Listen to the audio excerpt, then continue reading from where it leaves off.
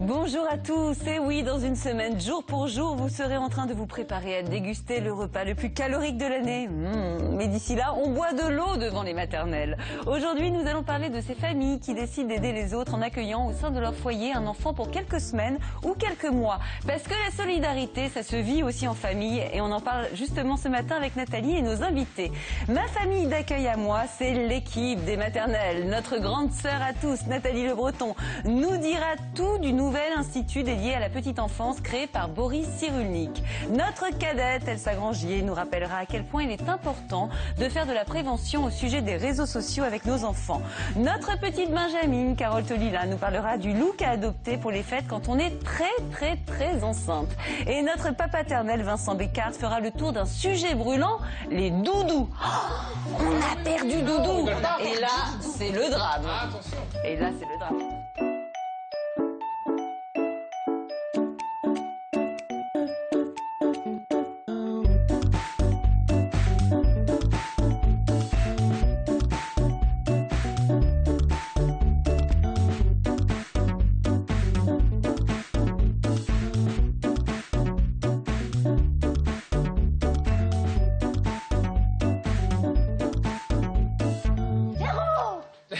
Qui est très contente, Elsa Grangier, elle nous fait bien. Et vous savez pourquoi elle est si contente, Elsa Grangier? Parce que ce matin, nous recevons Mehdi Eglaoui, ici présent sur le plateau des maternelles. Bonjour. Bonjour Mehdi, merci infiniment d'être avec nous ce matin. Merci. Vous avez deux amoureuses sur le plateau, Elsa Grangier, Nathalie Le Breton, moi un petit peu, mais elles étaient folles de vous. Ça va venir. Vous aussi, Carole. Et Vincent? Moi, je vous respecte beaucoup.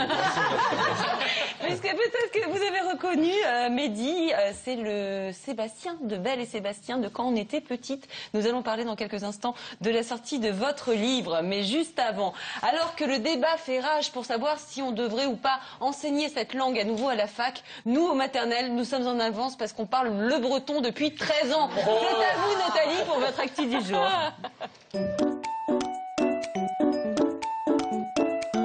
Je vais essayer de traduire dans le texte. En breton, Nathalie, vous allez nous parler ce matin d'un nouvel institut petite enfance créé par Boris Cyrulnik, le père de la résilience. Mais exactement, une jolie nouvelle pour la rentrée 2014. Boris Cyrulnik ouvre à Cholet. À Cholet, incroyable, cet institut de la petite enfance. Pourquoi Cholet, Carole? Parce que Cholet est une ville qui a été labellisée Amie des bébés, figurez-vous. Il y a un pôle économique. La ville. Il y a un pôle économique autour de l'enfance et il s'est dit c'est là que je vais poser mon premier institut parce qu'il y en aura d'autres. Il y en aura à Béziers très bientôt. Il y en aura au Havre aussi. Alors cet institut de la petite enfance, souhaité, voulu, imaginé par Boris Cyrulnik et tous ses amis. L'idée, c'est d'offrir une formation aux auxiliaires de puéricultrices, à vous qui nous regardez si vous êtes assistante maternelle, aux infirmières, aux gens qui travaillent en psychomotricité, tous les gens qui sont professionnels de l'enfance, dans l'idée de renforcer l'égalité des chances des enfants dès la crèche. Et le but du jeu, c'est d'harmoniser la formation. On s'est rendu compte qu'il y avait des grandes différences suivant les régions, suivant les formations aussi. Et là, l'idée de Boris Cyrulnik, c'est de dire on va tous partir avec la même formation autour de l'attachement, comment ça fonctionne, tout ce qu'on se dit au maternel, comment se développe le cerveau du bébé, à quoi il réagit particulièrement. Et puis toutes ces interactions précoces que l'enfant va pouvoir avoir avec ses parents. C'est une très belle formation et c'est une démarche qui va tout à fait dans le sens d'une volonté, vous l'avez peut-être lu dans la presse, il y a une grande pétition qui a été lancée par un député qui s'appelle André Valigny autour de décrétons la maltraitance contre les enfants comme grande cause nationale. C'est important, elle est signer cette pétition, nous pouvons nous y associer. Il y a des grands noms comme Françoise Héritier, comme Elisabeth Roudinesco, comme André Manoukian sur la partie variété, comme Peter Brook sur la partie créativité. Vous nous en aviez parlé, Elsa, de cette cause par le biais aussi d'Enfance et Partage qui s'est associé aussi à cette pétition. On est très nombreux à vouloir que ça existe. À vouloir que ça existe et l'objectif étant d'améliorer le repérage des enfants qui vont mal, d'améliorer le signalement parce qu'on reste, nous, adultes, encore beaucoup trop frileux sur cette histoire et d'améliorer assurer bien sûr le suivi de ces enfants qui sont maltraités. Il y a du chemin à faire. Ce sera l'année 2014. Et ici, au maternel, je pense qu'on vote pour. On s'engage pour la maltraitance comme cause nationale 2014. Merci beaucoup, Nathalie. La capacité de résilience de nos enfants, on va en parler demain dans une émission consacrée justement à ce sujet. Et puis aussi, comme je disais, nous aurons l'occasion de revenir tout au long de cette année sur la pétition pour la maltraitance comme cause nationale en 2014, je le répète. Il est temps à présent de laisser la parole à notre invité. Et ce matin, c'est Mehdi El Glaoui.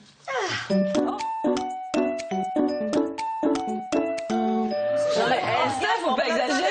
J'ai dit Mehdi El Glaoui, quel est le son que vous avez fait? Devant ma télé, j'aurais fait ça. Donc voilà. Voilà, des soupirs amoureux. Voilà ce que vous déclenchez. C'est trop. Mais chez beaucoup de femmes en France, puisque Mehdi, comme je le disais tout à l'heure, vous êtes, votre visage n'est pas inconnu, puisque vous étiez le Sébastien de Belle et Sébastien. On dit il y a combien de temps ou On dit il y a combien de temps ou pas? Il y a 50 ans. 50 ans. Ouais. Mais vous n'avez pas changé. Oui, bien sûr. N'empêche que certains vous reconnaissent encore. Oui, enfin, moins maintenant. Moins. Avant, c'était vraiment la faute. Je circule très tranquillement dans la rue, vous inquiétez pas. C'est parce que vous n'avez pas encore vu l'émission Les Maternelles qui va être diffusée. Voilà, et puis là, ça sera plus compliqué pour vous. Alors, je rappelle que cette série, Belle et Sébastien, a été écrite et réalisée par votre maman, Cécile Aubry, et que justement, cette série vient d'être réadaptée par Nicolas Vanier pour le cinéma. Le film, ça tombe bien, il sort justement aujourd'hui sur tous les écrans, et vous faites partie de cette aventure. Vous êtes dans le film, vous avez un petit rôle. Oui, j'ai une participation, comme dit Nicolas, naturelle. Voilà, c'est comme ça qu'il a présenté le truc, et ça me touche beaucoup parce que c'est un cadeau formidable qu'il me fait, et j'aurais jamais pensé que 50 ans après, je jouerais dans Belle et Sébastien. J'ai postulé pour le rôle du petit, il n'a pas voulu. C'est bizarre. Et voilà, du coup, je me retrouve en paysan, je fais un forestier, mais un rôle assez sympa à faire parce que c'est une vraie composition, et en plus, ça me rappelle des tas de souvenirs. J'imagine. Vous savez quoi? Pour nous mettre l'eau à la bouche, on va regarder tout de suite la bande-annonce. Tu vois cette empreinte?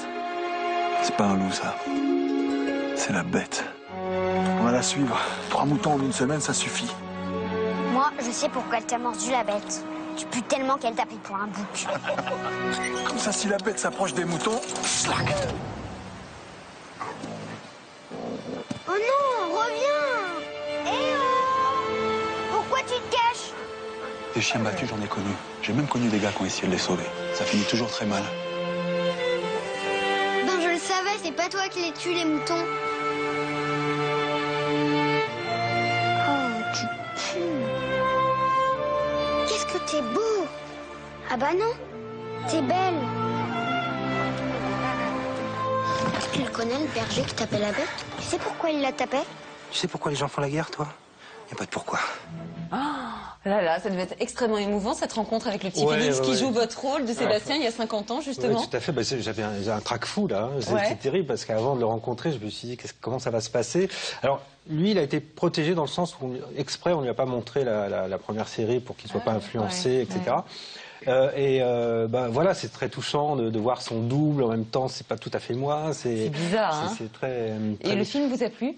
Alors moi, on voit déjà la bande-annonce. On connaît les qualités de Nicolas Vanier pour son amour pour la montagne, pour le froid, et il filme ça d'une manière formidable.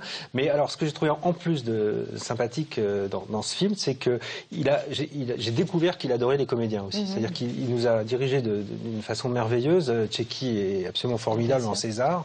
Et puis il a transposé l'histoire aussi pendant la guerre, ce qui donne tout d'un coup une dimension humaine et une dimension dramatique beaucoup plus forte.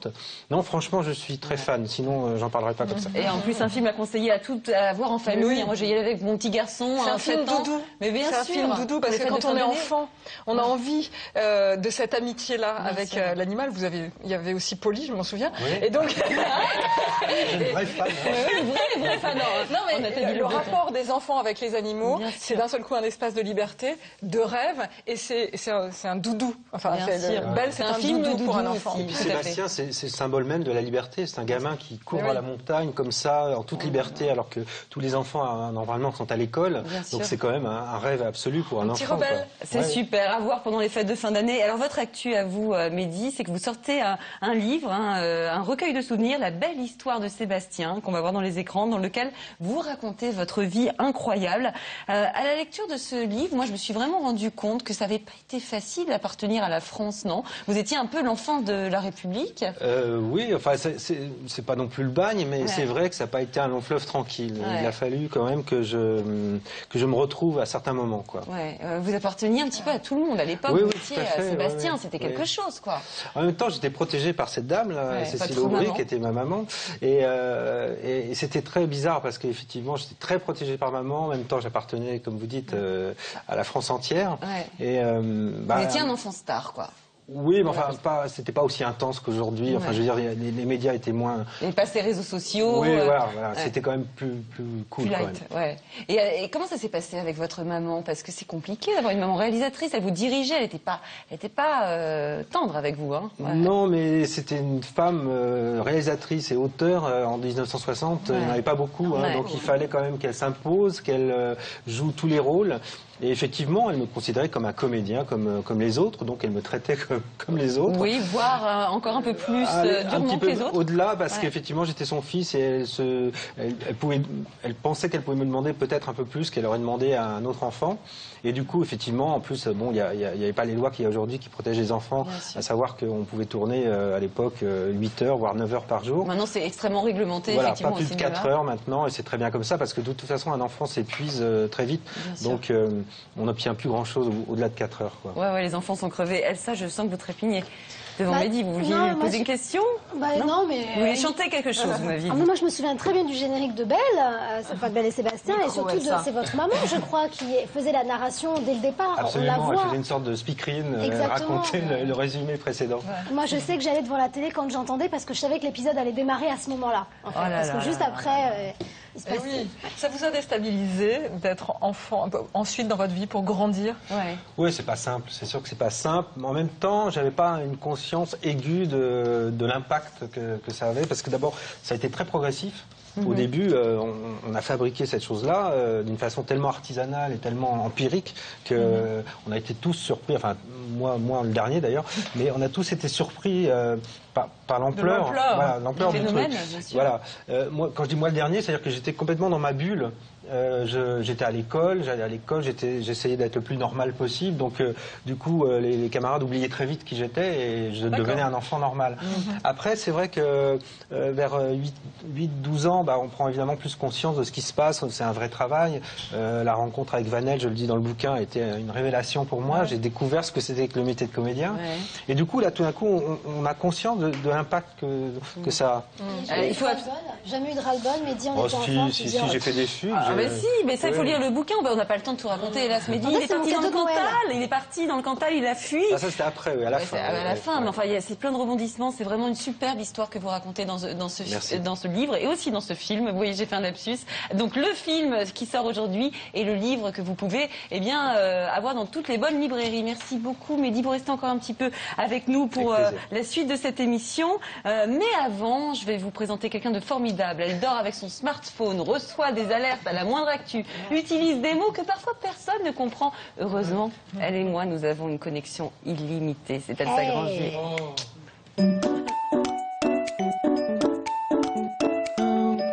Alors Elsa, vous allez nous faire part ce matin d'une expérience qui a été réalisée par une institutrice américaine pour montrer le pouvoir des réseaux sociaux. C'est bien cela? J'avais envie d'en parler parce que l'expérience a été probante. Donc il s'agit de Julianne Culp. Ça vous fait rire? Ça commence bien. Si, j'ai vu. Non, je me rappelle d'un lapsus de Nathalie. C'est pour ça. Pas plus loin. Donc c'est un professeur des écoles américain qui a voulu prouver le pouvoir des réseaux et surtout elle faisait un cours sur la sécurité sur Internet. Donc elle a publié une photo d'elle en disant voilà, je donne un cours à mes élèves sur Internet. Je veux leur prouver à quelle vitesse voyage une photo. Si vous lisez ce message-là, s'il vous plaît, cliquez pour dire j'aime. En fait, c'était sur Facebook. Eh bien, écoutez, le record est hallucinant. Il y a eu plus de 30 000 partages dans le monde de cette photo. Qui n'a rien d'exceptionnel, par ailleurs. Si ce n'est que les gens ont compris, en fait, que la démonstration était claire. Et 320 000 likes qui ont été réalisés dans le monde entier. Ça a été propagé sur des réseaux hyper importants comme Reddit et Imgur. Donc, vous disiez que je donnais des mots un peu bizarres. Je connais pas. Tout à fait. J'illustre tout à fait le propos. Et voilà, et en fait, ce qui est assez marrant aussi, c'est qu'Internet, c'est ça, c'est que ça crée des modes et des tendances. Cette photo a tellement fonctionné. Ah, je crois que vous avez un message. Oui, vous avez un message, Carole, merci. Voilà. Non, c'est pas le mien.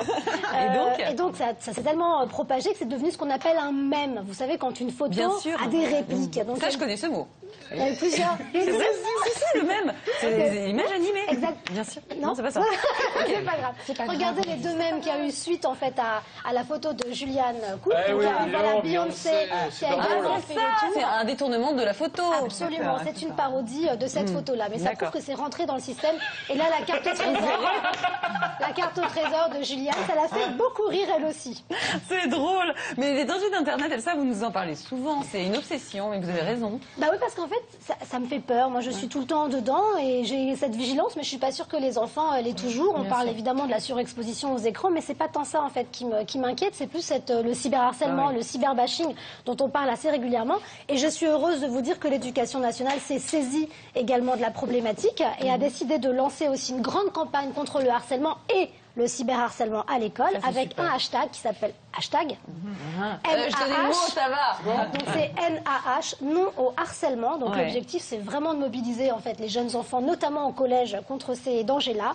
Et je voulais surtout vous parler d'une initiative que j'ai trouvée absolument géniale sur le site de l'Éducation nationale qui s'appelle Mobilisons-nous contre le harcèlement. Donc c'est en fait une campagne qui incite les élèves de 8 à 18 ans de proposer des supports de communication pour lutter contre le cyberharcèlement. Soit des photos, soit des vidéos, soit des affiches. Ils peuvent envoyer ça sous forme de dossier jusqu'au 30 janvier 2014. Donc dépêchez-vous pour mobiliser vos enfants, 8-18 ans, plutôt collège. Oui, Mehdi, vous voulez participer? Oui, quelle époque formidable que j'ai vécue dans les années 60-70. Il n'y avait pas tout ça. Il n'y avait pas ce cyberharcèlement. Vous auriez été harcelé, ça c'est certain. Potentiellement, les enfants stars, tous les enfants différents sont stigmatisés. C'est vrai que à l'époque... très violent. Non, mais à l'époque, surtout, le harcèlement s'arrêtait aux portes du lycée ou du bahut. Le problème du cyberharcèlement, c'est que ça continue. Ou de la poste, effectivement, avec les lettres que vous receviez. Vous n'êtes pas sorti de l'affaire, parce que maintenant, Elsa va vous harceler aussi. Et Nathalie Breton également. Moi, je suis très mauvais, je suis pas geek pour un sou. Bon, ça va, je suis pas la seule. Merci beaucoup, Elsa, d'avoir relayé ce concours. On peut appeler ça comme ça, à partir de 8 ans jusqu'à 18 ans. Remise des dossiers 31 et remise du prix en avril. Peut-être qu'on en parlera ou qu'on recevra l'élève qui aura gagné. Avec grand plaisir. Alors sachez qu'en fin d'émission, vous allez découvrir notre 3e épisode du best-of de fin d'année des maternelles. Et vous verrez l'équipe des maternelles. C'est un long roman d'amitié. Voici un avant-goût. Alors, j'ai un truc génial pour vous. La lettre du Père Noël. Alors, pousse-toi maintenant. On a envie d'en voir plus. Pardon, Carole. Reste en fin d'émission. Alors, contrairement à ce que l'on pourrait imaginer, la crise n'entraîne pas forcément de repli sur soi. Par exemple, le nombre de bénévoles en France est en forte progression depuis 2010. 40% des Français donnent de leur temps. En cette période de fête, nous avons choisi de les mettre à l'honneur, justement, de mettre en lumière la générosité de certaines familles qui décident d'accueillir pour quelques semaines ou quelques mois des enfants qui aient besoin de vacances ou d'être hospitalisés en France. Ces familles ouvrent la porte de leur maison. Nathalie, est-ce que c'est une aventure qui tente nos maternautes? Carole, est-ce que vous pouvez éteindre votre téléphone? J'ai pas compris ce que j'ai fait, pardon. Mais terrible, parce que c'était, envisageriez-vous d'accueillir un enfant au sein de votre famille de façon temporaire, pour les vacances, comme vous le disiez, ou pour une convalescence, suite à une opération par exemple? Oui, sans réserve, à 61%. On est au-delà du chiffre national. C'est vrai que ça fait très envie. Et non, ça semble trop délicat. Vous voyez, on sent effectivement, parce qu'il faut s'interroger, c'est justement ce qu'on va voir pendant l'émission, beaucoup de générosité. En tout cas, on sent un élan vers l'accueil, mais c'est vrai que moi, c'est par exemple quelque chose qui me tenterait énormément, mais comment on fait, comment on en parle à ses enfants aussi. Et si on s'attache. Exactement, et c'est tout l'objet de cette émission. On y va, Nathalie, on va rejoindre nos invités. Merci beaucoup, Mehdi, d'être venu. Vous nous avez fait extrêmement plaisir. À bientôt. Merci.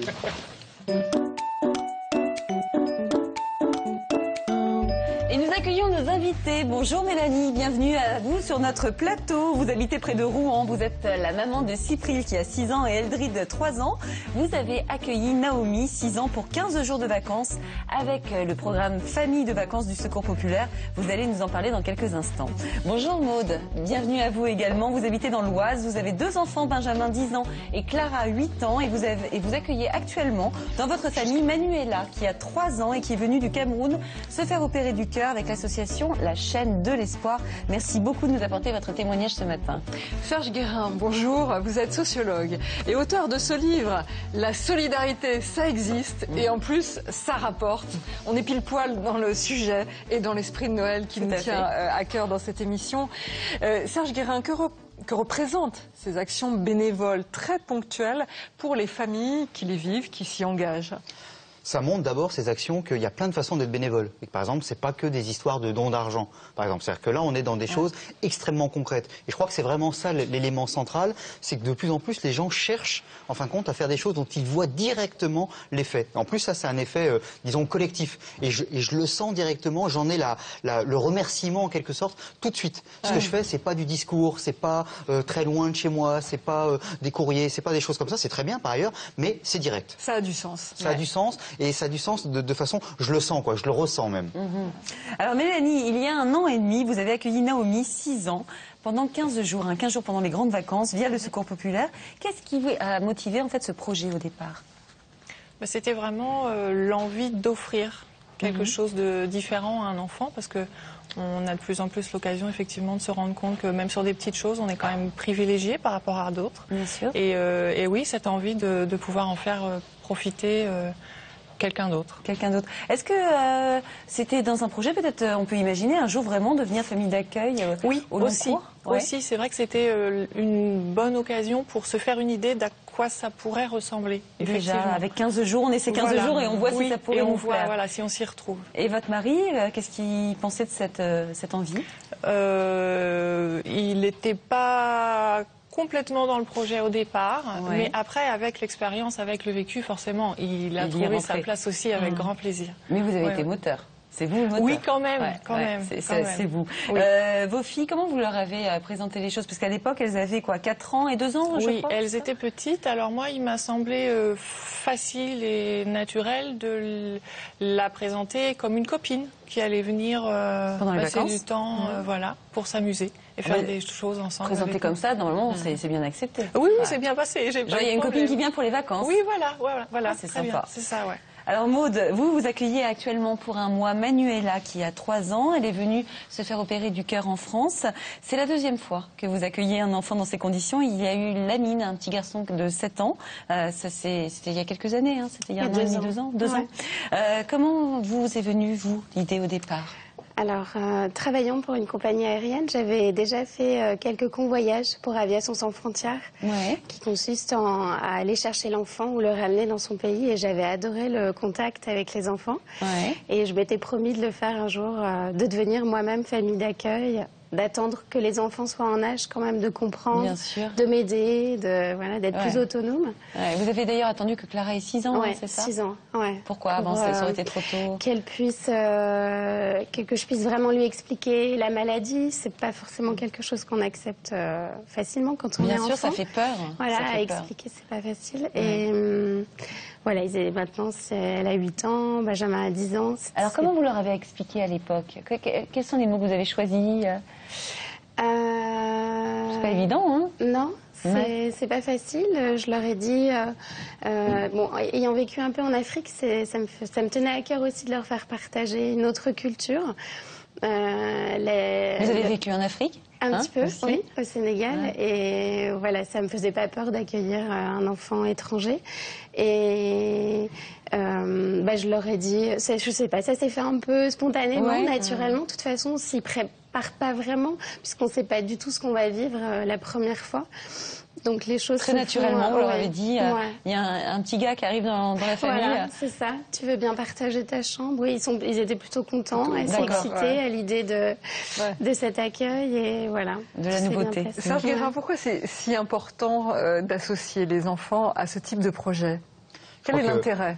Déjà, il y a un élément, c'est ce qui a été dit d'ailleurs par les deux mamans, c'est la notion de plaisir, quoi. C'est-à-dire que je le fais aussi parce que je m'y retrouve. Et je le fais aussi parce que l'ensemble de la famille va s'y retrouver. Et donc, il y a une notion de projet parce que finalement, on est ensemble. Ok, il y a des histoires d'amour, plein de choses comme ça. Mais c'est quoi le projet? Et là, d'un seul coup, on trouve quelque chose qui permet de faire quelque chose ensemble. De se souder autour. De se souder, exactement. On se trouve, ça fédère. Et puis chacun, d'ailleurs, en plus, trouve son rôle, cherche son rôle. Vous disiez tout à l'heure, mon mari, au début, et puis ce garçon, il n'est pas plus bête qu'un autre, hein, donc il a fini par trouver quelque chose, quoi. C'est-à-dire qu'à un moment donné, c'est aussi, j'ai une position, et puis là, d'un seul coup, on change un peu la donne, et chacun va retrouver une autre position, et va chercher sa position. Ce qui fait que ça permet aussi de construire un projet au sein de la famille, et même de la faire bouger, de se dire, le après, il n'est pas comme le avant. Et donc, on se regarde aussi différemment. Donc, il faut donner le début, il faut donner la fin de l'histoire. Ouais. Alors, je crois que c'est ça aussi qui est un élément très fort, c'est que c'est sur un temps donné. On n'est pas obligé d'être solidaire à 100% toute sa vie, tout le temps, tout le temps, tout le temps. On a le droit à certains moments de l'être moins, de l'être plus, d'être touché par telle ou telle situation, et c'est pas grave. Il n'y a pas d'obligation comme ça à dire, ah non, du matin au soir, tu dois être quelqu'un de bien. Voilà. J'ai le droit, attends, je peux respirer, j'ai le droit d'aller prendre du chocolat avec des copains à un autre moment. Je crois que le chocolat, c'est très solidaire. Mais donc, c'est pas qu'une parenthèse, ça impacte le fonctionnement de la famille. Absolument. Et dans l'avenir, ils en reparlent. Dans l'avenir, ça crée des souvenirs. Dans l'avenir, peut-être que dans des années, les enfants, d'ailleurs, ce sera peut-être un élément de rédaction, par exemple, donc ils seront très contents, parce qu'ils auront des choses à raconter. Vous savez, parfois, les instituteurs, ils nous demandent un truc, et puis on ne sait pas trop quoi raconter. Là, ils ont quelque chose à raconter. C'est extraordinaire. C'est génial. Donc, tout le monde va la regarder positivement. Bien sûr. Alors, Mélanie, vous avez été accompagnée par le Secours populaire pour préparer l'accueil de Naomi, et vous dites que vous avez reçu de leur part des conseils très justes, c'est-à-dire? Alors moi, j'ai beaucoup apprécié, effectivement, le fait que il nous rappelle qu'on n'est pas là pour faire l'éducation de cet enfant, qu'on est vraiment juste là pour lui offrir du bon temps, quoi. Donc, ils ont beaucoup mis en avant le fait de respecter sa culture, sa religion, le cas échéant, sa famille, forcément. Alors après, tout en précisant qu'effectivement, on devait nous quand même garder notre rôle d'adulte et que l'enfant devait s'adapter aux règles de notre maison, mais que malgré tout, on n'avait pas un rôle de substitut. Vous n'étiez pas des parents on était de simplement accueillants. Bien sûr. Et qu'est-ce que vous saviez de l'enfant que vous alliez accueillir? Vous aviez des informations? Alors, des petits détails croustillants, oui, c'était très mignon, en fait. Donc on connaissait forcément son prénom, sa situation familiale, donc dans quel contexte, grosso modo, elle vivait. Et puis, ses activités préférées. Et c'est vrai que j'ai beaucoup aussi aimé la rubrique de ses plats préférés. C'était très marrant. Je ne m'attendais pas à trouver ça comme... c'est ça? C'était quoi ses plats préférés? Là, il y avait les haricots verts. Et les haricots verts? Oui, quand même. Bon, c'est chouette. Donc, vous aviez quand même pas mal d'infos sur Naomi. C'était précis, Oui, bon, après, non, c'était pas si précis. Pas si précis. Pas si précis, mais bon, voilà. Vous avez appris à la découvrir ensuite. En tout cas, vous avez le prénom et les préférences alimentaires. Et c'est vrai que pour en parler aux enfants, c'était bien d'avoir quelques éléments. De l'incarner. Bien sûr. Oui. Autrement, c'est difficile de se l'imaginer. Maud, de votre côté, quel est l'accompagnement que vous a proposé la chaîne de l'Espoir? Alors, on a un dossier sur l'enfant qui est peut-être un petit peu moins fourni que celui de Mélanie. Bon, elle vient d'un pays étranger, c'est différent. Qu'est-ce que j'avais qu'elle aimait pas trop les étrangers, ça nous a fait beaucoup rire. On s'est dit, aïe, on est mal parés.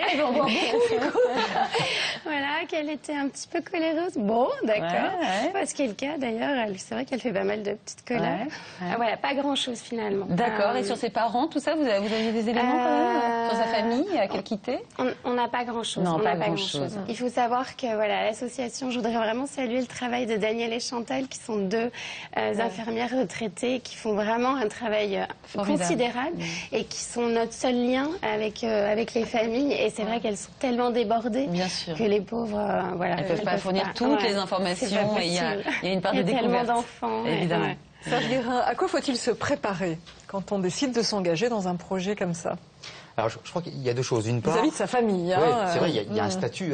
En effet, je suis pas le parent de substitution. C'est-à-dire que je suis un peu l'adulte bienveillant. Donc, si je le fais, c'est que j'ai envie de le faire, c'est que ça me fait plaisir de le faire, et donc je vais bien le faire. Mais mon rôle, en plus, c'est sur un temps limité. Les gens viennent chez moi, donc je les accueille, donc je fais l'effort de les accueillir, mais en même temps, je ne vais pas m'inventer une autre vie pour leur faire plaisir. Donc c'est comment on trouve l'équilibre. Puis un autre élément, vous disiez par exemple, elle est coléreuse, c'est-à-dire que c'est pas parce que c'est un enfant, c'est pas parce que c'est quelqu'un qui est dans la souffrance, par exemple, s'il y a une maladie haute, que c'est nécessairement quelqu'un de génial. Et qu'il faut aussi accepter que, pareil, on n'est pas solidaire à 100%, mais on n'est pas non plus amoureux des gens à 100%. Et Pour autant, cet enfant, elle est dans telle ou telle situation. Il faut l'accepter. C'est aussi de se dire, mais c'est génial. C'est-à-dire qu'on se construit aussi en disant, oui, je suis pas quelqu'un, je suis pas un saint, et la personne qui va venir, c'en est pas un non plus. Et que donc, on fait chacun notre, un petit peu, on tâtonne, quoi. C'est aussi quand même du bricolage. Je crois qu'il faut accepter qu'il n'y a pas une science, hein. C'est pas le truc, j'ai vu l'émission des maternelles, maintenant je sais comment ça sera. Non, voilà. On n'est pas dans le monde des bisounours, c'est pas le monde de oui-oui. C'est, s'il y a des choses, mais il y a aussi des aspérités, quoi. Je pense qu'on aurait tendance un petit peu à s'attendrir, forcément. On voudrait que ce soit ils génial. sont loin de leurs parents, etc. Mais malgré tout, je rejoins Mélanie, il y a quand même des règles à suivre. Voilà, c'est la vie de règles familiales. Bien sûr. Voilà. Donc il y a des choses sur lesquelles. C'est vivre à plusieurs. Avec des gens qui sont différents, mais ils sont différents de moi, mais je suis aussi différent d'eux. Donc c'est comment on négocie les différences, quoi. Exactement. Et jusqu'où on a le droit d'être différent, et à partir d'un moment, c'est trop différent, et donc j'ai pas de raison. En même temps, on a le d'accepter. sentiment que c'est un peu plus à vous de vous adapter qu'à l'enfant que vous recevez. Non? Nous, on n'a rien changé à la maison, en toute honnêteté. Tout se passe très naturellement, très spontanément.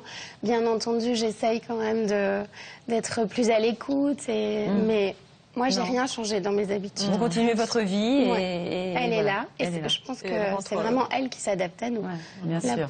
Nous sommes allés voir une autre famille d'accueil. Nathalie et les siens reçoivent depuis plusieurs années des enfants qui viennent se faire opérer en France. L'association Mécénat Chirurgie Cardiaque leur a confié Diana, une petite Guinéenne de 7 ans. Il y a un mois, elle a eu une opération à cœur ouvert. Elle se prépare maintenant à rentrer chez elle. Regardez, c'est un reportage de Soraya Benzidane. Allez, il faut qu'on mette la crème. Diana a 7 ans. Elle est d'origine guinéenne. Il y a un mois et demi, elle est arrivée chez Nathalie, mère de 4 enfants, pour subir une intervention du cœur.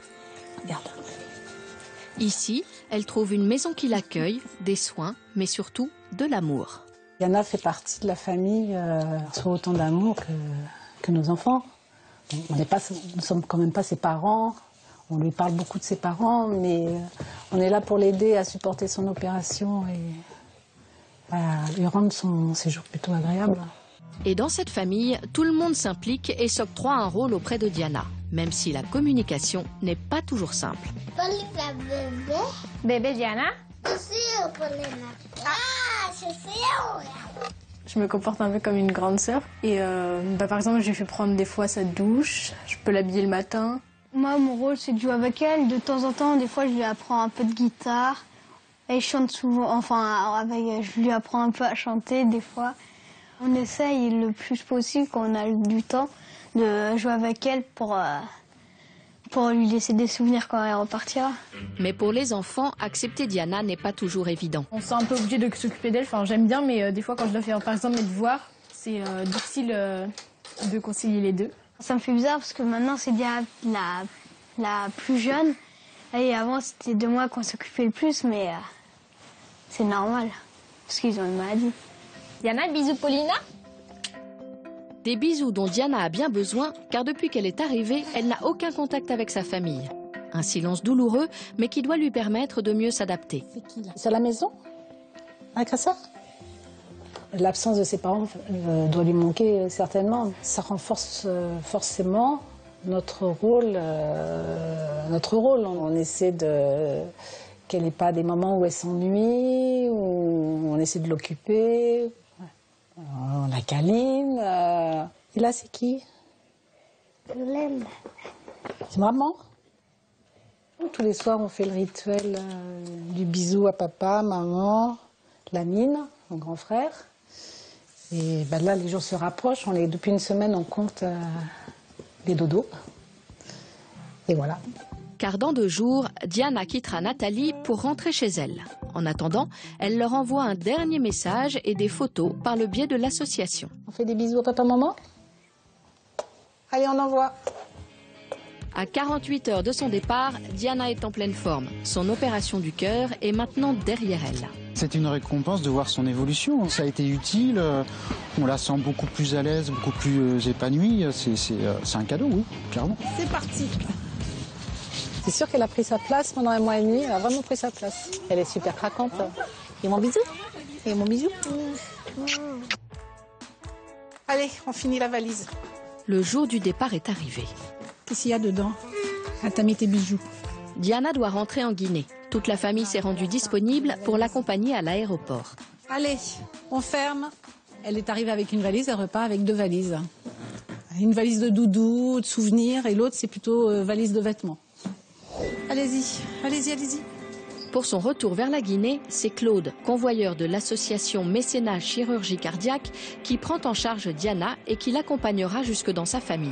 C'est parfait, on va y aller alors. Fais un bisou.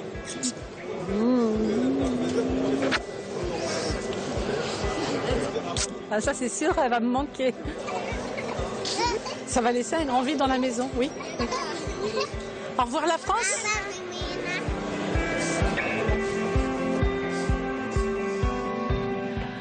Ouais, c'est un grand moment d'émotion hein, aussi quand on doit se séparer. C'était très fort. Maud, on vient de voir donc l'histoire de Diana. On a vu que les enfants jouaient beaucoup ensemble. Et vous dites d'ailleurs que 90% de l'intégration se fait par le biais des enfants. Qu'est-ce que vous voulez dire par là? Complètement. Moi, je gère la logistique, les repas, le moment de dormir, voilà. Pour le reste, c'est vraiment Benjamin et Clara qui s'occupent d'elle complètement. Ils sont dans la spontanéité, dans le naturel, dans le jeu, voilà. En revanche, ce que disait Serge, c'est très intéressant parce qu'ils ont aussi leur moment à eux, c'est-à-dire voilà, quand ils n'ont pas envie, ils n'ont pas envie. Et je les force pas du tout. Je sais que c'est pas facile pour eux non plus. Oui, c'est ça. Comment ils l'ont pris le coup des partages des chambres? Enfin, ça chamboule pas mal de choses. Ils le prennent bien parce que c'est ce que je disais tout à l'heure, on rentre vraiment dans une mission, voilà, qui a un temps aussi donné. Donc ils ont bien conscience que... Ils vous ont fait aucune remarque, rien? Si, Clara dit que oui, c'est vrai, elle a une maman un petit peu moins disponible qu'avant, mais ça leur apprend aussi à partager, voilà, des valeurs importantes pour nous. D'accord, donc vous avez répondu à ces remarques. Mais est-ce que ça vous demande beaucoup de disponibilité d'accueillir un enfant de plus dans la famille? Énormément, quand même. D'accord. Quand même. Ça prend du temps. Ça prend énormément, vous dites, de temps. Hein. Il faut aller à l'hôpital Necker quasiment une fois par semaine après l'opération. D'accord. Au moment de l'opération, il faut y aller tous les jours pour aller la voir. Donc oui, quand même. Moi, j'habite pas, en plus tout près de Paris. D'accord. Il faut être disponible, il faut pas travailler. Ça demande un peu d'organisation. On met tout le monde dans la boucle, les copains, la famille.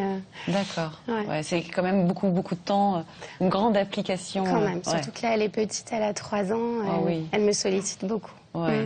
Mélanie, comment ça s'est passé l'arrivée de Naomi chez vous, les premiers contacts, l'adaptation, les premiers jours, tout ça? Comment ça s'est passé? Comme une lettre à la poste. Ça a été formidable. Justement, on s'attendait à...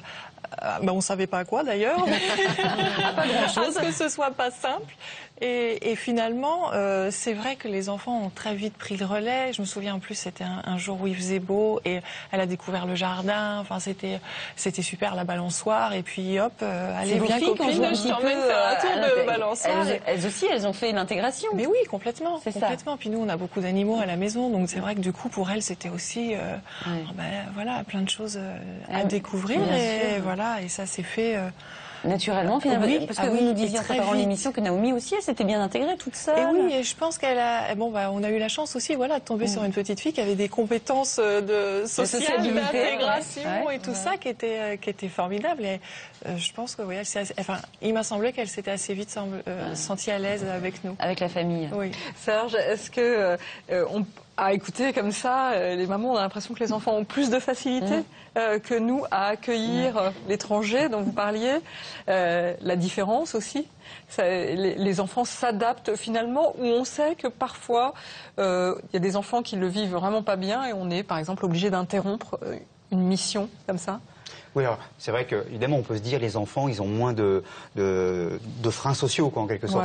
Ils se regardent, ils sont un peu à égalité. À 3 ans on ne demande pas qu'est-ce que fait ton père, on ne demande pas la carte d'identité, on ne demande pas le statut social. Très vite on le demande, cela dit. Mais surtout ce qu'il faut voir avant c'est vous. C'est-à-dire que vous donnez la liberté aux enfants. Vous dites on va les accueillir et donc on ouvre la porte. Et à partir du moment où les parents ou l'environnement dit ça peut se faire, à partir de là, les enfants se lâchent. Mais s'il n'y avait pas ça au début, c'est-à-dire s'il n'y avait pas le rôle initiateur des parents, ça ne fonctionnerait pas nécessairement comme ça. C'est-à-dire que c'est certes naturel, mais parce que avant, on a culturellement dit on peut y aller. Et à partir de là, on ouvre la porte et là on y va parce qu'à ce moment-là, on n'a pas de frein justement.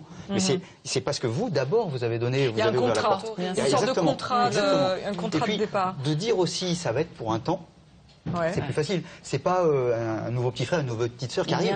C'est à un moment donné un ami, une amie pour un temps donné. On sait que ça va s'arrêter. Ouais. C'est très très important parce que si je sais pas quand ça s'arrête, d'un seul coup, à quel moment c'est ma maman, à quel moment c'est moins ma maman. Bah là, on le sent c'est pour un mois, avec un enfant qui est plus jeune. Mais il y a un contrat. Ouais, ça se négocie en fait. Exactement. Ça se négocie. C'est comme tout quoi. Ouais. Je suis bon, je suis bienveillant, mais combien je donne? À un moment donné, je donne pas trop parce que sinon je me retrouve aussi en situation difficile. Donc là, les choses sont assez cadrées par rapport à ça. On en parle, on voit aussi que là aussi, c'est pas si simple que ça, mais c'est bon, c'est pour un temps donné. Donc on sait dans quel cadre on est. Et on connaît des familles qui ont peut-être déjà donné une fois, accueilli une fois, et qui après vous disent non, c'est pas possible parce que ça n'a pas fonctionné. Exactement. C'est possible. J'ai le droit de tester, j'ai le droit de me tromper. Ça ne veut pas dire que je suis méchant, ça ne veut pas dire que je ne suis pas bien, c'est-à-dire que ça n'a pas marché comme ça. Peut-être que j'étais pas fait pour cette opération de solidarité-là. Et j'ai le droit de pas être fait pour cela. Puis même, d'ailleurs, vous avez peut-être évolué. Aujourd'hui, vous faites ça, peut-être que dans 10 ans, vous aurez envie de faire autre chose, ou plus de faire à ce moment-là. Pas pour ça que vous serez devenue mauvaise dans 10 ans, mais on a le droit de changer, tout simplement. Évidemment. Alors Maud, vous dites que le rôle de parent d'accueil est un rôle particulier. Pourquoi? C'est un rôle particulier, surtout dans notre cas, avec l'arrivée d'un enfant qui est malade, qui vient quand même pour se faire soigner, qui repart guéri, donc c'est la grande satisfaction. Mais néanmoins, toute la phase hôpital est un peu difficile. On n'est pas les parents, à la fois on a quand même une grosse responsabilité, on est très inquiet. Voilà, si c'était notre enfant, on se poserait même pas la question, on y passerait le jour et la nuit à son chevet. Ce qui là n'est pas le cas.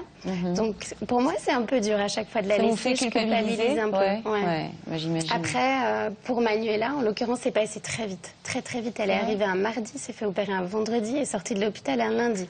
Donc vraiment, ça pouvait pas mieux se passer pour elle. Sûr. Et vous avez des contacts avec sa famille ou pas? Non, pas du tout. Alors à la chaîne de l'espoir, contrairement à Mélanie, on nous déconseille. D'accord. Voilà. Et effectivement, là, pour le cas de Manuela, je trouve qu'elle est un petit peu petite. D'accord. Pour éventuellement discuter avec sa maman au téléphone. Pourquoi ça pourrait lui briser? Je pense qu'elle aurait trop de moments de cafard. Bien sûr. D'accord. C'est pour ça aussi qu'on ne vous conseille pas de maintenir le lien avec la famille. Quel est le garde-fou pour ces familles? Ce sont les associations parallèles. Quand justement, vous parliez de culpabilité, c'est super dur de ne pas y aller chaque soir, de ne pas l'accompagner, de dormir certainement à l'hôpital. Il y a une hotline, enfin on peut appeler quelqu'un si ça ne va pas. Oui, mais c'est ça. Vous parliez tout à l'heure d'accompagnement. C'est-à-dire que, ok, on dit, vous l'avez dit plusieurs fois, c'est naturel. Mais c'est pas si naturel que ça. C'est pas si naturel. Et que il y a des choses, ok, c'est naturel, mais pour autant, on peut faire des bêtises. Et donc, ça s'apprend, c'est comme tout. Et donc, c'est très important qu'il y ait une tierce personne, un extérieur, qui donne des conseils, qui permettent aussi de se reposer sur lui, qui permettent de donner des conseils psychologiques ou autres. C'est-à-dire qu'à un moment donné, on invente, on bricole, mais en même temps, on a besoin d'aller vers des personnes qui savent, quoi. Et qui savent et qui sont en même temps pas dans le truc. Mais souvent, qu'ils l'ont fait d'une manière ou d'une autre. C'est-à-dire qu'on a aussi besoin beaucoup des pairs, P-A-I-R-S. C'est-à-dire des gens qui sont passés par là et qui peuvent donner des conseils. Et ça, personne d'autre n'a cette légitimité que ceux qui l'ont déjà fait d'une façon ou d'une autre. Il y a vraiment un besoin, même si on est bienveillant, même si on le fait par désir, même si on est des gens bien, on peut quand même se tromper. Les parents, être parent, c'est pas une science exacte. Il y a 1 milliard de façons de l'être. C'est bien pour ça qu'il y a les maternelles d'ailleurs. Et donc, parents d'accueil, c'est pas évident. Parents d'accueil, c'est encore plus difficile par rapport à ça. Et donc, on tâtonne, mais ce qui est important, c'est pouvoir justement être soutenu, être accompagné. Bien sûr. Alors Mélanie, est-ce que Naomi, elle vous parlait de sa vie avec ses parents, justement? Oui. Alors, effectivement, ça n'a pas été solennel. Elle nous a pas fait le grand déballage. Je vais vous raconter ma vie. Pas du tout, mais c'est au travers d'expériences qu'on a pu partager ensemble. Elle, ça venait lui évoquer des choses, des détails, des souvenirs ou des habitudes qu'elle pouvait avoir chez elle. Et c'est comme ça que, jour après jour, on en a su un petit peu plus sans même avoir besoin de poser des questions, même si on en a posé quand même pour faire un petit peu connaissance. Mais effectivement, quand on vit 15 jours ensemble, on finit par bien se connaître, quand même. Oui, quand même. Quand même. Je crois qu'on crée quelque chose de nouveau, en fait, qui appartient qu'à nous, au final. Et à votre avis, qu'est-ce que ça lui a apporté, ce séjour chez vous de 15 jours? J'espère du bien, du plaisir, parce que c'était ça qu'on voulait avant tout. Et c'est vrai qu'on a fait plein d'activités. Vous avez fait des choses extraordinaires ou c'était juste votre vie à vous? Non. On a fait beaucoup de choses, mais jamais des choses extraordinaires. Voilà. On a vécu normalement. On a bien rempli nos vacances et avec des choses variées, mais sans que ce soit sensationnel. En tout cas, apparemment, ça lui a bien plu. À vous aussi. Mais vous recommenceriez ou pas? Oui, avec grand plaisir. Et à la fois, c'est ce qu'on disait tout à l'heure, avec grand plaisir avec elle. Et pourquoi pas avec un autre enfant. D'accord. Voilà. C'est pas facile de savoir dans quel sens on peut s'orienter après. Oui. Voilà. Qu'est-ce que vous voulez dire par là?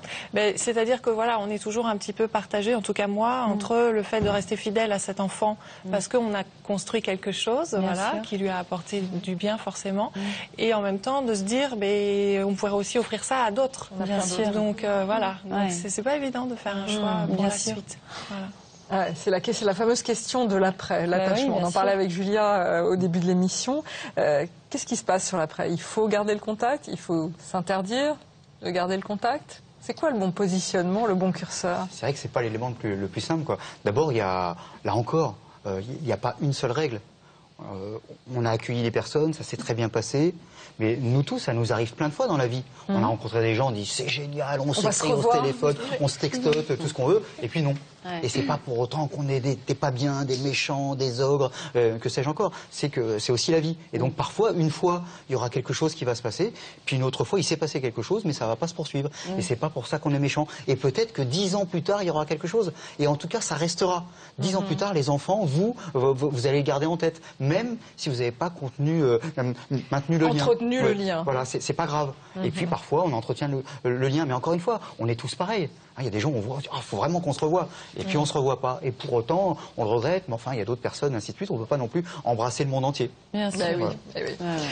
Alors, dans les livres, pour vous accompagner dans cette affaire, j'allais dire des métaphores, de la poésie, je voulais vous présenter le livre de Jacques Duquesnoy qui s'appelle Petit Clown et la main de géant. Ce sont des livres sur la générosité, sur la solidarité entre les personnes, entre les êtres. C'est l'histoire d'un petit clown qui tombe. Il a un petit accident de parcours, on pourrait dire.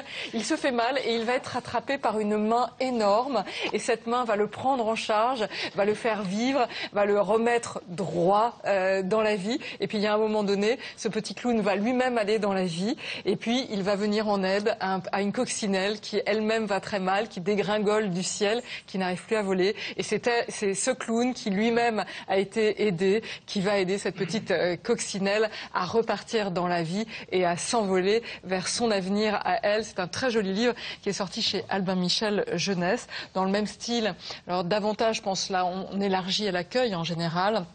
Il y a ces errances, les errances de certains enfants qui sont accueillis un peu plus longtemps. Pauvre petit chat, c'est Michel Van Zeveren, c'est sorti chez Pastel. Ce petit chat s'égare, il a perdu sa maison, il va être aidé par des éléments extérieurs, la lune, il va avoir des portes qui lui seront claquées au nez aussi, parce qu'on n'est pas dans le monde de oui-oui. Et puis finalement, il va retrouver son maître et un endroit où dormir. Je voudrais juste rendre hommage à quelqu'un que nous avons reçu, que nous avons adoré ici, l'expérience de Frédéric Bedos avec la petite fille à la balançoire. L'amour m'a sauvée. Elle rend hommage à sa maman de cœur qui accueille encore des enfants si différents, des enfants qui viennent, des enfants qui repartent et qui, au bout du compte, forment une famille tout à fait à part, mais tellement solidaire. Ah, c'est super. Ce livre est magnifique. Merci beaucoup, Nathalie. Elsa, alors comment le web peut aider les parents qui auraient envie éventuellement de devenir famille d'accueil? Justement, si vous souhaitez être comme la maman de cœur de Frédéric Bedos, j'ai trouvé un super fascicule qui a été fait par le Conseil régional de l'Aube, qui explique toutes les formalités justement pour obtenir l'agrément en vue de devenir famille d'accueil. Donc il est extrêmement bien fait, tout est bien référencé. Donc ça c'est famille d'accueil, mais c'est pour au long terme, hein, ça. Absolument, c'est plutôt au long cours, on va dire, dans le cadre où quand les enfants sont placés par rapport à des situations familiales très compliquées. Donc on n'est pas dans du bénévolat, dans des opérations, dans des enfants qui vont être opérés, ou dans des vacances qui sont aussi passées, notamment comme chez vous, Mélanie. Là, c'est vraiment famille d'accueil, plutôt classement DAS, on va dire, traditionnel. Donc, et alors, aussi très important, je voulais vous donner le site, Vos droits service public particulier, qui lui aussi, indépendamment du petit fascicule du Conseil régional de l'Aube, va vous éclairer sur toute l'administration française qui a à faire par rapport à l'obtention de l'agrément. Je ne sais pas si j'ai été très claire. Non, vous avez été très claire. C'est moi qui vous ai interrompu parce que je voulais vraiment savoir si c'était du placement justement au long terme ou si c'est comme pour Mélanie. Si les familles qui nous regardent ont envie d'accueillir un enfant pour les vacances. De façon bénévole. De façon bénévole, comment on peut faire? Alors, ça c'est très simple. Donc on va sur le site du Secours populaire ou du Secours catholique en l'occurrence. Moi je voulais vous parler du Secours catholique aujourd'hui pour vous dire qu'il y a une grande campagne justement de recrutement de familles d'accueil pour les vacances. Il y a 3500 familles qui participent actuellement à ce projet d'accueil. Donc c'est simple, on donne sa candidature. Ça permet aussi à des enfants de découvrir une région qu'ils n'avaient pas forcément imaginé découvrir. Et puis c'est formidable parce que contrairement à ce que vous nous racontiez, Maud, là, si c'est pendant les vacances, si on prend des vacances, ça veut dire qu'on n'est pas obligé de ne pas travailler. Exactement. C'est on ça est qui me avec plaît eux, bien. complètement disponible et justement on construit, comme vous le disiez très justement Mélanie, une vraie relation avec cet enfant-là. On lui fait découvrir des choses auxquelles il n'a pas accès dans son quotidien et ça c'est extrêmement important aussi. C'est formidable. Et je voulais aussi tirer mon coup de chapeau, enfin tirer un coup de chapeau d'ailleurs. Tirer mon chapeau, je ne sais pas comment on dit. Enfin bref, je voulais féliciter. Merci, mon oreillette magique me dit tirer mon chapeau. Voilà, donc je voulais tirer mon chapeau à la chaîne de l'espoir. Justement, Maud, parce qu'elle fait un travail extraordinaire, non seulement au quotidien, dans l'opérationnel et la logistique pour ses enfants, mais surtout elle tient un blog. Elle tient un blog sur lequel apparaissent toutes les familles d'accueil. Et en fait, on s'aperçoit que de façon individuelle, ces familles qui reçoivent un enfant font elles-mêmes une grande famille. Et c'est hyper important d'avoir des nouvelles comme ça de ces familles qui accueillent les enfants, non seulement des enfants bien entendu, mais aussi de ces familles-là qui peuvent se rencontrer aussi dans le cadre de sessions spécifiques et tendre la main encore plus souvent. Et j'ai trouvé ça super. Vous disiez, Serge, c'est bien de pouvoir s'en parler en famille aussi, entre familles d'accueil et de pouvoir échanger sur nos expériences mutuelles. Bien sûr, et puis on a tellement, c'est bien cette émission parce qu'on est tellement à dire, oh les Français ça va pas, ils sont égoïstes et autres. Il se passe plein de choses extraordinaires. Chacun trouve le moyen, l'envie, le besoin d'être solidaire. Il le fait comme il veut, comme il a envie. Il se fait plaisir. 40% des Français sont bénévoles. J'étais très étonnée par ce chiffre. Et vous vous rendez compte? C'est énorme. Sans ces bénévoles, enfin, tout le tissu associatif. Le tissu associatif, c'est 1 800 000 emplois. Donc c'est aussi tout simplement des emplois. Mais c'est aussi ce qui fait tenir le pays, ce qui fait tenir la société. Il n'y a pas que le haut qui fait tenir. Et donc montrer cela, c'est important. C'est aussi se dire tous, mais on n'est pas des gens si mauvais que ça, quoi. Et en plus, en période de crise, on nous dit tout le monde pense qu'à soi et à sa petite tête, mais pas... Au contraire, il y a même au sein des familles, mais au sein des proximités, c'est souvent des gens qui sont proches les uns des autres. Et puis parfois, ça peut être très très loin. Ça, au contraire, plus ça va pas bien, plus on se dit, mais il faudrait que ça aille mieux. Et pour que ça aille mieux, plutôt que se plaindre, il y a des gens qui disent, on va pas se plaindre, on se plaint peut-être, mais on va agir. Et quand on agit, on se fait du bien. La solidarité, ça fait du bien. C'est même très bien. Pour ça, je dis que souvent c'est rentable, ça rapporte. Parce que par exemple, quand vous faites du bien, vos deux familles, je suis sûr que vous utilisez moins de médicaments que les autres. Parce que simplement, le fait d'être avec les autres, ça crée du lien, ça va être remboursé par la Sécu, quoi. La solidarité remboursée par la Sécu. Très joli mot de fin. Merci à vous, Serge Guérin. Merci à vous, Maud, et à vous, Mélanie, pour vos témoignages ce matin. Et merci également à Jeanne Ray d'avoir préparé ce dossier. Sinon, comme chaque jour, un spécialiste répond à une question que vous nous envoyez sur le net. Cette fois, c'est Gaël qui nous a écrit sur le site. Nolan, qui a 1 an, veut manger tout seul, mais il mange avec ses doigts et refuse les couverts. Comment réagir? Eh bien, notre nutritionniste, le docteur Cocolle, vous répond. Comme Vincent. Cher Gaël, pas de souci concernant Nolan. Le fait qu'il ne mange qu'avec les doigts, ce n'est pas un souci. D'ailleurs, dans certaines sociétés, comme la société indienne, on mange avec les doigts. Donc ce n'est pas un problème. C'est simplement qu'en France, on a l'habitude d'en manger avec des couverts. Mais ne vous alarmez pas. Quand il va rentrer à l'école, quand il va rentrer à la cantine, il va s'habituer à manger avec des couverts avec ses petits copains parce qu'il y aura un phénomène de mimétisme. Donc aucune inquiétude, c'est absolument pas dérangeant quant à l'équilibre pondéral de Nolan. Elle n'a pas peur des corvées de rentrée, elle n'a pas peur des paquets de Noël, elle n'a pas peur des goûters d'anniversaire, bref, elle n'a peur de rien. C'est Carole Tonila, notre super maman. J'ai peur.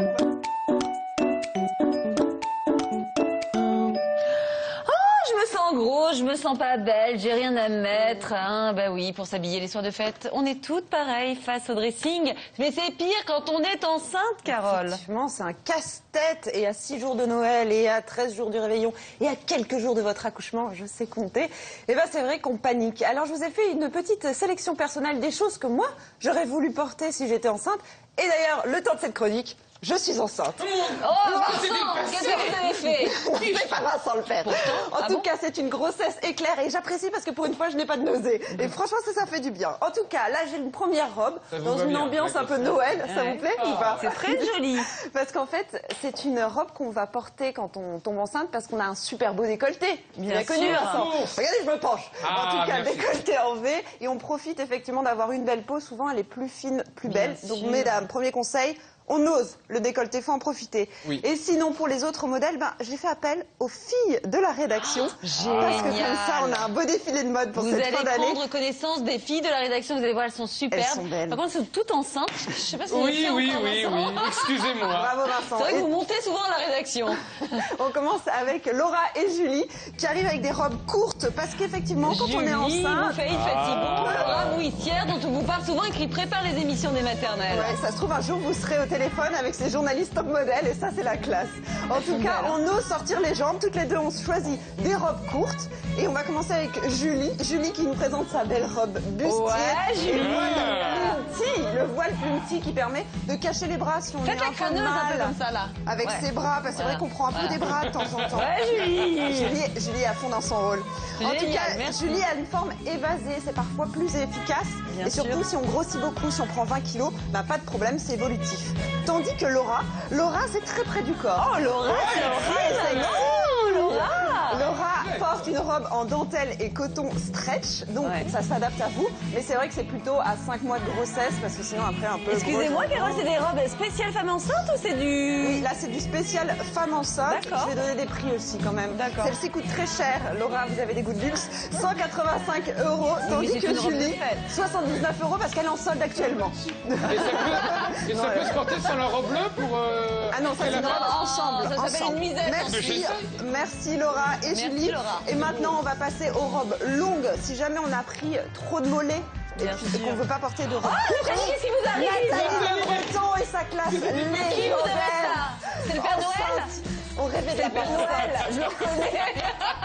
C'est le Père Noël. En tout cas, moi, je suis contente de la voir enceinte. Je ne l'avais pas vue. Ça vous va bien, allez-y, Nathalie, on commence par vous. Je vous en prie. Nathalie, elle porte une robe longue. On dirait une déesse grecque. Exactement. Vénus. Ah, ça vous va bien. Et comme ça va s'adapter à la poitrine en fonction de sa grossesse. C'est magnifique. En tout cas, il y a aussi le petit bandeau de strass qui fait très 31 finalement. Ça coûte cher, ça, Carole? Alors, celle de Nathalie, vous me posez une colle. Non, je le sais, c'est 50 €. Oh, donc ça va, hein. Bah, bien et c'est sûr. festif. Voilà Nathalie, et sinon nous avons aussi Audrey. Alors, Audrey ma qui super couche par contre pour de assistante. vrai avec Vincent dans la vraie vie. Hein. C'est vrai, mais bon, on ne connaît pas le dire. Pas encore. Alors Audrey porte une robe kimono bicolore, comme vous le voyez, tout en soie, c'est la plus chère forcément, 265 €, mais c'est une robe de princesse. Sarah Philippe, juste pour info, c'est donc la petite fille de la reine d'Angleterre, donc c'est une robe de princesse. Magnifique, Merci Audrey, et bravo. on passe tout de suite à Magali et Elsa.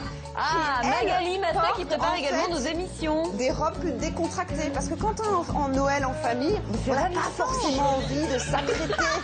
Vous avez une dame à côté de vous qui se la joue à mort. Allez Elsa, allez-y. Elsa décide de porter une robe très sobre, noire avec une petite peinture dorée. Et on a décidé de l'accessoiriser avec des éléments dorés, parce qu'elle le vaut bien. Très simplement, Très sympa. Elle a Et une Magali, classe folle. beaucoup Notre plus mariée du simple, jour, Magali. Nature. En robe léopard pour vous faire plaisir, Julia. Mais c'est très joli. Est-ce que vous Ça portez vous du va très léopard? bien. C'est Oui, rock, enceinte, c'est je chic. portais du léopard. Voilà. Et Donc- c'est à peu près le seul moment où on peut en porter, donc je vous conseille à toutes. Donc cette robe, elle a même des poches, Magali. Si vous pouvez montrer les poches, c'est décontracte. Voilà. Qu'est-ce que vous faites, Vincent Vincent a décidé de défiler également et de nous sortir. J'aime pas, j'arrive en 2014. Eh oui, c'est ça la classe, Julia, pour Noël ou pour les fêtes.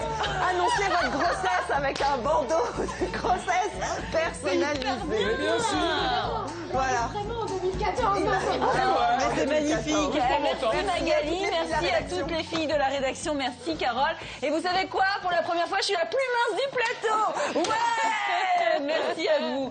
Alors sinon, il reçoit plus de déclarations d'amour que Matt Pokora, comme quoi on n'est pas obligé de savoir danser, d'avoir une crinière flamboyante, une jeune santé de jeune homme hein, et des tatouages partout pour être aimé par la terre entière. C'est Pas vrai, Vincent Becker? Oui, exactement. Alors aujourd'hui, on va parler de doudou. Pourquoi? Eh bien parce que, bien évidemment, parce que les doudous, c'est un gros dossier. Gros dossier, les doudous, oui. Une vraie torture pour les parents et un must-have au même titre que la turbulette, le berceau ou je ne sais pas quel autre truc pour bébé. Alors, dans ma famille, c'est ma tata qui gère les doudous. Mon premier neveu avait eu Monsieur Bleu, son frère avait eu Monsieur Vert. C'était donc sans surprise, n'est-ce pas, que mon premier fils a reçu la visite quelques jours après sa naissance de Monsieur Rouge et son petit frère de Monsieur Bleu Clair. Oh, c'est Bleu, joli. c'était pris déjà, donc C'est un peu bref. sale, ouais. Encore blanc. C'est sale. C'est monsieur sale. Sente un petit peu. Pour être totalement honnête, j'avais quand même tenté des doudous plus personnels pour mes enfants, mais ça n'a pas plu à leur maman, je ne sais pas pourquoi. Ah oui, vraiment, vous avez pas une petite idée là? Eh ben non, moi je l'ai trouvé très classe, enfin bon tant pis, c'est pas grave. Hein. Bref, on a mis de côté les héros de Star Wars, et on a donc gardé ces messieurs rouge et bleu clair. Donc le premier contact était bon, hein, on a fait les présentations, et on pensait que c'était parti pour une amitié indéfectible. Bien évidemment, on avait juste oublié un petit détail, c'est qu'on ne peut pas imposer un doudou à un enfant. C'est à lui de choisir, parfois aux grandes dames de ses parents, que ça n'amuse pas du tout de voir leur enfant boulotter une vieille chaussette ou un bout de tissu à petits pois. Bref, c'est comme ça, des fois l'enfant jette son dévolu sur un doudou, on ne sait pas pourquoi. Moi, mes enfants, s'en foutant totalement, on a donc attendu qu'ils choisissent le doudou élu de leur cœur. On a attendu un bon bout de temps et puis, ben rien. Rien de rien. Comment ça, rien? Pas de doudou? Eh ben non, mais je vous l'ai déjà dit et redit, mes enfants ne font rien comme personne et eux, les doudous, ça ne les intéressait pas, ils n'en voulaient pas. Ah oui? C'est alors qu'arrive le moment de la rentrée en crèche. Et là, on vous dit que ce n'est clairement pas normal qu'un enfant de 6 mois n'ait pas de doudou et qu'il faut à tout prix l'obliger à se prendre d'affection pour une boule de peluche ou un bout de tissu parce que ça lui rappellera la maison ou l'odeur de sa maman. Ou comment rendre un gamin dépendant à un truc complètement inutile. On a donc forcé nos enfants à se balader avec Monsieur Rouge et Monsieur Bleu Clair. Je ne sais pas pourquoi je suis très ému par ce défilé. J'ai adoré. Merci Carole. Concentrez-vous. Les gamins n'en avaient rien à faire, mais on leur donnait tout le temps leur doudou. Et puis il est arrivé ce qui devait arriver. Ils se sont attachés. Et alors qu'ils avaient vécu libres les 9 premiers mois de leur vie, ils se trimballaient leur doudou tel un boulet. Un doudou mâchouillé, plein de bave, qui traîne par terre, se déchire et surtout qui se perd. Et là, c'est le drame. Oui, et pas qu'un peu. On a donc passé commande auprès de ma tante pour une double dose de doudou, histoire de tout avoir en double pour éviter le moindre drame. Mais très bonne idée. Et là, on a été malin. Parce oui. qu'on ne s'est pas contenté de mettre un doudou au placard et l'autre, le donner l'autre à notre enfant. Non, on a fait un roulement. Chaque jour, on changeait les doudous. Comme ça, si un doudou se perdait, hop, il avait la même usure. Et regardez, ils sont aussi hideux l'un que l'autre. Ah non, il y en a quand même un qui a pris plus cher que l'autre. Oui, bon, ils ont tous les deux été mâchouillés. Bref, voilà, c'est très malin. Alors comme ça, le jour où doudou 1 s'est perdu, car oui, ce n'est pas mon fils qui a perdu son doudou, c'est son doudou qui est parti, ça c'est certain, car les doudous ont une âme. Hein. Et bien quand doudou 1 est parti, il y avait doudou 2 dans le même état, et mon fils n'y a vu que du feu. Petite astuce que je vous recommande donc. Oui, la stratégie du doudou selon Vincent. Et oui, et alors pour info, maintenant que mes fils sont plus grands, ils n'ont plus de doudou. En revanche, ils se sont rapprochés de Chewie et Yoda. Comme quoi, j'avais vu juste et mes filles ont du goût. Bien sûr. Vous êtes mignons avec tous ces doudous, Mais bien Vincent. sûr. Hein? Pourtant, vous faites des horreurs comme ceux de la rédaction. Ah, regardez, elles reviennent. Elles ont toutes demandé des pensions alimentaires. Bon, vous savez quoi? Pour calmer les esprits, je vous propose un nouvel épisode de notre best-of de fin d'année des maternelles. Et comme le dit l'expression ici, on est copains comme des cochons. La preuve en image.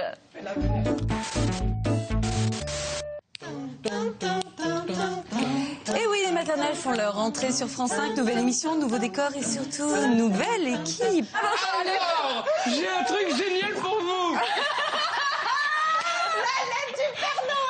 Alors, écoute-toi maintenant. Caro et Elsa, leurs parents, leurs amis, leurs animaux. Impossible n'est pas... Français. Non! Le breton! Impossible n'est pas Nathalie Le Breton! Vous avez dit c'est pour les 99 ans et vous montrez Nathalie? J'ai pas trouvé ça bon. J'assume, vous avez remarqué, je suis très bien liftée quand même. 99 ans. Et en plus, elle maîtrise. Elle m'a dit qu'elle voulait revenir. Nathalie! Nathalie! 99 et toutes ses dents. Et notre chouchou c'est fait. C'est préparé, ça vient pas du cœur. Je tiens à dire qu'elle peut supporter un poids de 100 kilos, mais ne le prenez pas Ça rentre 100 kilos, ça marche. Comment mettre en place une éducation bilingue? Quels sont les pièges à éviter? On en parle sur le plateau des maternelles. Wir sprechen über das Plateau der Maternelle, schnell. Alors je sais, en fait, que je vous apprends tous les jours un truc, hein, mais que ça ne rentre pas. Hein, ça, vraiment, je vois bien que ça ne passe pas. C'est bon, tout le monde est allé au petit coin? Vous avez pris vos dispositions? D'accord, très bien. Et vous aimez votre rôle de maîtresse d'école, finalement? J'adore ça, finalement. Hein, c'est ça. Comme Audrey, moi j'aimerais bien, Proverbe. avec une baguette et tout, ça me plairait. Et voilà, l'émission s'achève déjà. Mais avouez, quelle belle façon de commencer, eh bien, une semaine avec nous. Écoutez, qu'est-ce que je peux vous dire? Qu'on va faire une émission spéciale avec Najat Vallaud-Belkacem. Et donc, oh mince, ça va Vincent? Bon, écoutez, on va le réanimer et puis on se retrouve. Sprechen über das Plateau der Maternelle. Schnell. Je crois qu'on la tient, à mon avis. C'était bien, hein? T'as déjà fait d'allemand?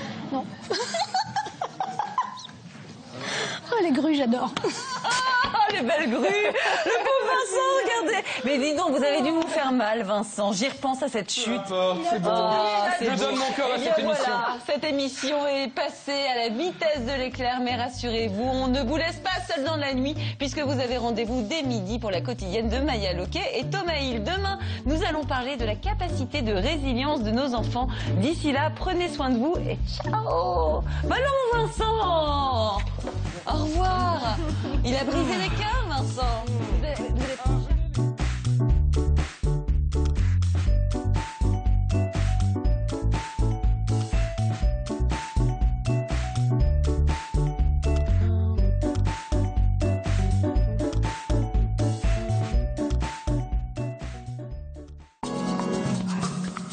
Retrouvez toute l'actu des maternelles sur France5.fr.